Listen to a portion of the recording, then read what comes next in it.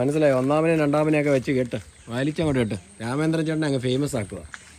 അങ്ങനെ നാട്ടുകാരുടെ ബുദ്ധിമുട്ട് മനസ്സിലാക്കി ഇതാ രാമേന്ദ്രൻ ചേട്ടൻ, നമ്മുടെ മുരുകുന്നുള്ള രാമേന്ദ്രൻ ചേട്ടൻ മെഷീനൊക്കെ ആയിട്ട് രംഗത്തിറങ്ങിയിരിക്കുകയാണ്. ആ കയറെ പിടിക്കാം, ഈ ഇവിടെ പിടിക്കാം.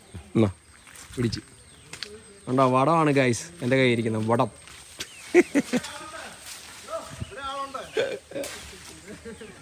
വലിയ വിട്ടേക്കട്ടെ.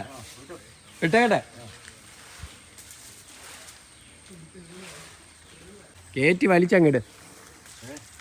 എന്നിട്ട് അപ്പുറത്ത് പോകണമല്ലോ, ഈ വടം അപ്പുറത്ത് പോകണ്ടേ?